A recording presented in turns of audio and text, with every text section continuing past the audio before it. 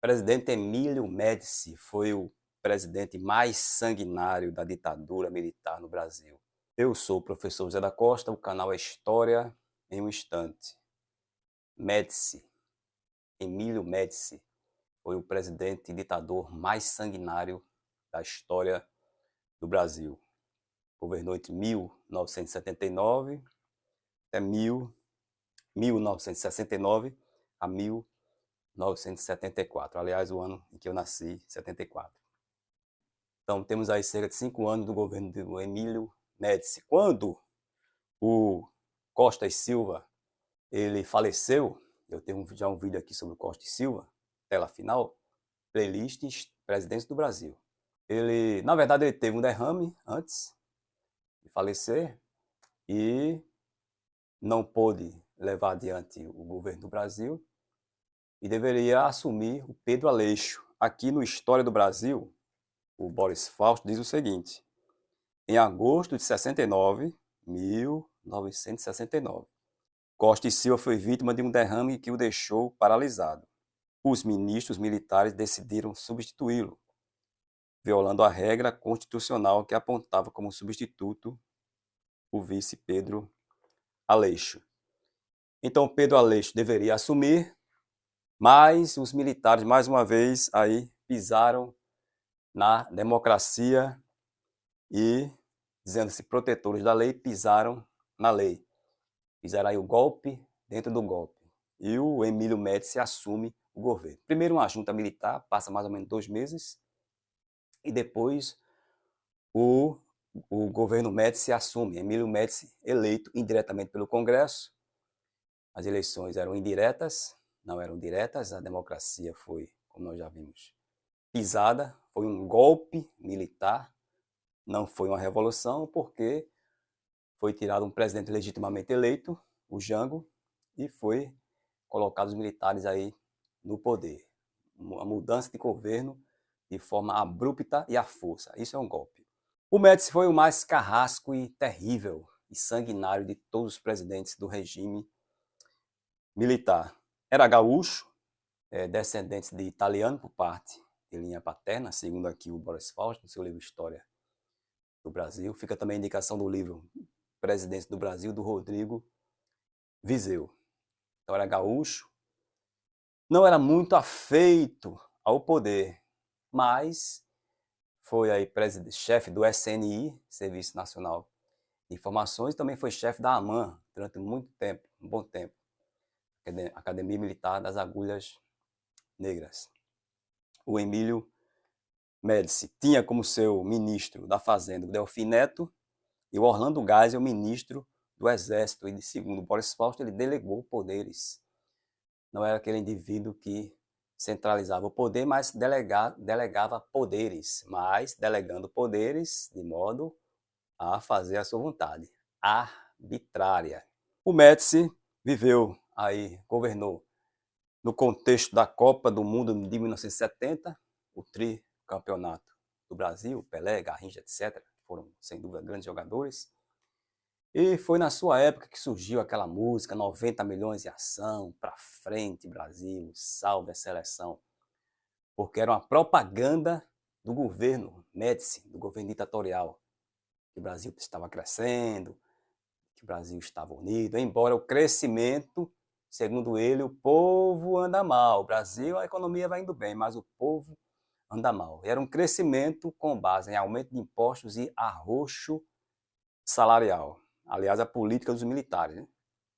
Do governo militar, era sempre de arroxo salarial e de aumento de impostos. Economia, segundo Carlos Fico, historiador, a economia não trouxe alterações na realidade social do Brasil. A economia não trouxe profundas alterações na realidade social do Brasil. Muito pelo contrário, durante o regime militar, houve concentração de terras, de renda, arroxo salarial, aumento de impostos e aumento da dívida externa. Mas a propaganda, o ufanismo, foi na época do Médici, também segundo aí o Carlos Fico, o historiador Carlos Fico, que surgiu cada vez mais, aliás, se fortaleceu cada vez mais a ideia de ufanismo. E para que o Brasil crescesse era necessário tirar 2 entraves democracia e Congresso. Então, o Congresso, democracia eram entraves para o crescimento da economia. O Carlos Fico vai dizer que é uma utopia autoritária. Essa ideia de democracia tem que dar uma parada nela, dar uma parada também no Congresso, é necessária aí uma ditadura, um governo forte, autoritário, para levar o país avante. É o que Carlos Fico chama de utopia autoritária, que ainda está em muitos hoje em dia, infelizmente.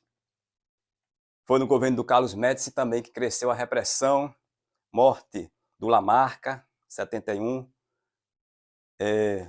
Rubens Paiva, deputado do PTB, que não era da esquerda radical, também desapareceu, morreu. Marighella, guerrilha do Araguaia, com a dissidência do PCdoB, não o PCB, mas o PCdoB ali no Pará, chamada Guerrilha do Araguaia, em que dezenas de guerrilheiros foram mortos pela repressão do ditador Médici. O doicode em São Paulo, de 70 a 74, que foi gerenciado, chefiado pelo general Ustra, o líder, o ídolo, aliás, do ex-presidente Bolsonaro, general Ustra. Diga-me quem é seu ídolo, que eu direi quem você é.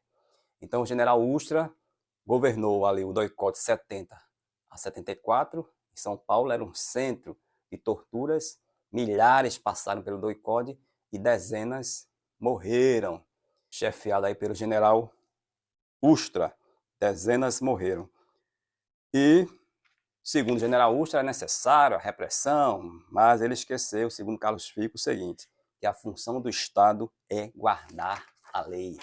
A função do Estado é guardar a lei e não pisar a lei e não desrespeitar a lei, senão o Estado se torna mais criminoso do que o próprio criminoso.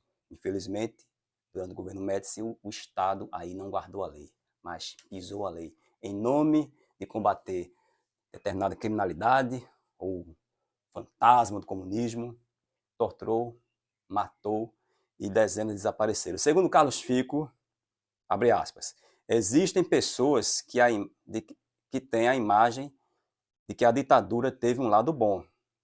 Em grande medida, isso se deve ao governo Médici, que com propaganda política vendia a imagem de um país pacificado, de mãos dadas, cantando músicas, quando na verdade eram torturadas e mortas.